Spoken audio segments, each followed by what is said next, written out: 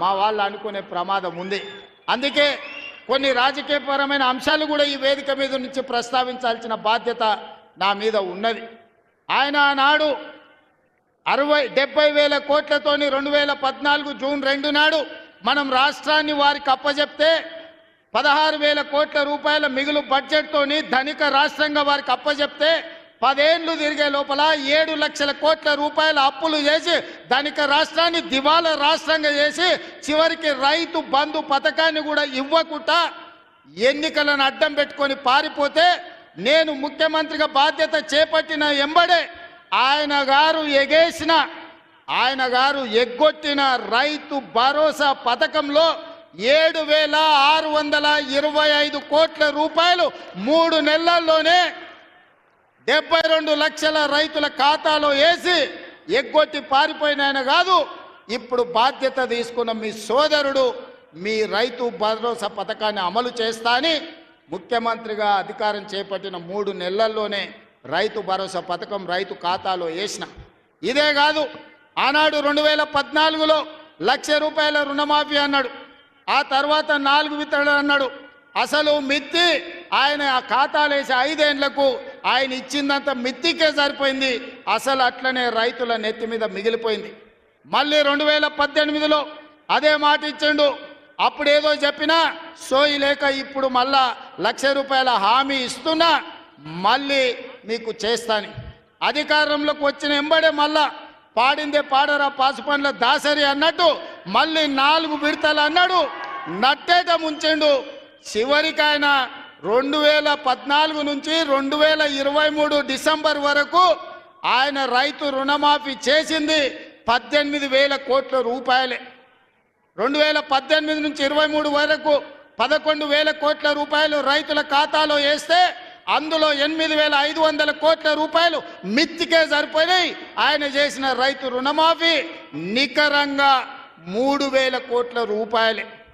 కానీ మీ సోదరుడిగా, మీ బిడ్డగా, పాలమూరు బిడ్డగా, నల్లమల్ల అడవులో నుంచి వచ్చిన నేను ఒక రైతు బిడ్డగా 2 లక్షల రూపాయల రైతు రుణమాఫీ చేస్తా అని సరిగ్గా 60 రోజుల్లో 25,50,000 మంది రైతులకు 21,000 కోట్ల రూపాయలు 2 లక్షలు రుణమాఫీ చేసి ఇచ్చిన మాట నిలబెట్టుకొని మాట తప్పని మడమ తిప్పని పార్టీగా ఈరోజు 25,50,000 మంది రైతులకు 21,000 కోట్ల రూపాయల రైతు రుణమాఫీ చేసినాం. ఇవాళ రైతు రుణమాఫీ చేయలేదంటున్నాడు. నేను సూటిగా సవాలు విసురుతున్న చంద్రశేఖరరావు గారికి వేదిక మీద నుంచి, ఫామ్ హౌస్లో ఉండి వచ్చిన వాళ్ళకి జోలి చెప్పుడు కాదు, అసెంబ్లీకి రా, లెక్కలు చెప్తా. ఏ ఊర్లో, ఏ తండాలో, ఏ గూడెంలో ఏ రైతుకి ఎంత రుణమాఫీ చేసినో 25,50,000 మంది రైతుల వివరాలు శాసనసభలో పెడతా. 21,000 కోట్ల రూపాయలు ఎవరి ఖాతాలో వేసినో నేను లెక్క చెప్తా. నీకు చిత్తశుద్ధి, నీకు నిజాయితీ ఉంటే రా, వచ్చే అసెంబ్లీలో నువ్వు మాట్లాడు, అడుగు. అదేవిధంగా ఆనాడు నువ్వు 5,000 రూపాయలు సంవత్సరానికి రైతు బంధు కింద 10,000 ఇస్తే నేను ఎన్నికల్లో 15,000 ఇస్తా అని చెప్పిన.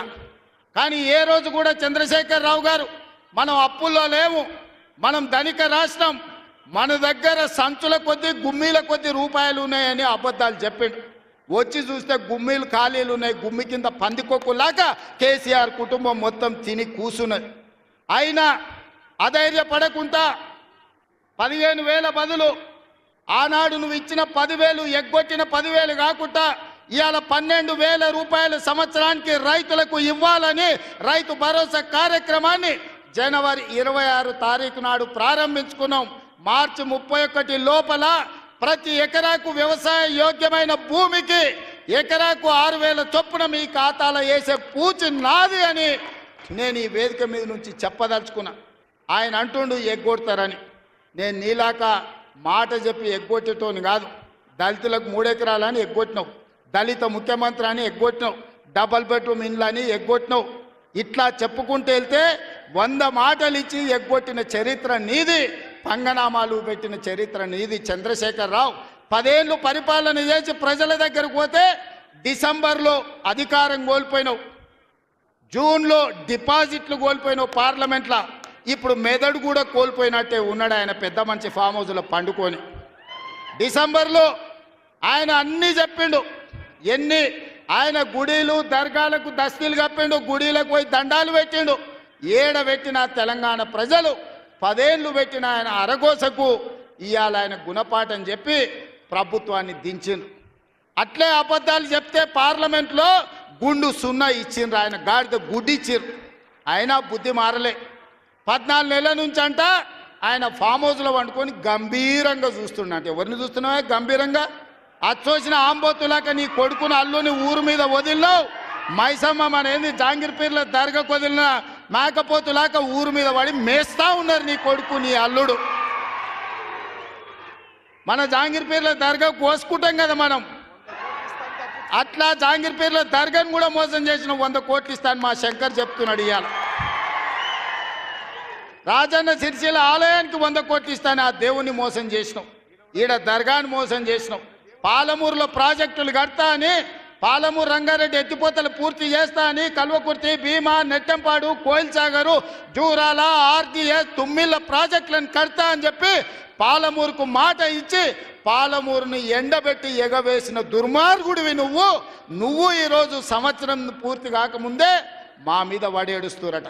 ఆయన కోసం ఎదురు చూస్తురట. ప్రజలందరూ బాధ పడుతురట. అయ్యా చంద్రశేఖరరావు గారు, 4 కోట్ల ప్రజలు ఎవ్వరు బాధపడతలేరు. రైతులకు రైతు భరోసా వచ్చింది, రైతులకు రైతు రుణమాఫీ జరిగింది, విద్యార్థులకు ఫీజు రియంబర్స్మెంట్ ఇచ్చినాం, రాజీవ్ ఆరోగ్యశ్రీ 10 లక్షలకు పెంచినాం, పేదలకు ఇండ్లల్లా 200 యూనిట్లు ఉచిత కరెంట్ ఇచ్చినాం, ఆడబిడ్డలకు 500 రూపాయలకే సిలిండర్ ఇచ్చినాం. అదేవిధంగా ఆడబిడ్డలకు ఆర్టీసీలో ఉచితంగా బస్సు ప్రయాణం ఇచ్చినాం. 120 కోట్ల మంది ఆడబిడ్డలు ఈరోజు తెలంగాణ రాష్ట్రంలో ఉచిత బస్సు ప్రయాణం చేస్తున్నారు. దానికి 4,000 కోట్ల రూపాయలు ఖర్చు పెట్టినాం. ఇవాళ 10,000 కోట్ల రూపాయలు రాబోయే మార్చి 31 లోపల రైతు భరోసా పథకం కింద పేదల ఖాతాలో వేస్తాం. ఉపాధి హామీ కూలీలకు కూడా ఇవాళ ప్రతి కుటుంబానికి 12,000 రూపాయలు ఇచ్చినాం.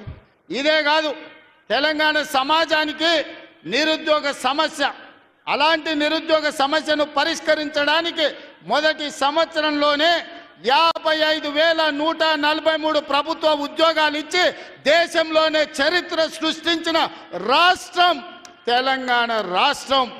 నువ్వు 10 ఏళ్ళు ఇవ్వలేని ఉద్యోగాలు మొదటి సంవత్సరంలోనే 55,000 పెంచినాం. పేదలకు ఇండ్లల్లా 200 యూనిట్లు ఉచిత కరెంట్ ఇచ్చినాం, ఆడబిడ్డలకు 500 రూపాయలకే సిలిండర్ ఇచ్చినాం. అదేవిధంగా ఆడబిడ్డలకు ఆర్టీసీలో ఉచితంగా బస్సు ప్రయాణం ఇచ్చినాం. 120 కోట్ల మంది ఆడబిడ్డలు ఈరోజు తెలంగాణ రాష్ట్రంలో ఉచిత బస్సు ప్రయాణం చేస్తున్నారు. దానికి 4,000 కోట్ల రూపాయలు ఖర్చు పెట్టినాం. ఇవాళ 10,000 కోట్ల రూపాయలు రాబోయే మార్చి 31 లోపల రైతు భరోసా పథకం కింద పేదల ఖాతాలో వేస్తాం. ఉపాధి హామీ కూలీలకు కూడా ఇవాళ ప్రతి కుటుంబానికి 12,000 రూపాయలు ఇచ్చినాం.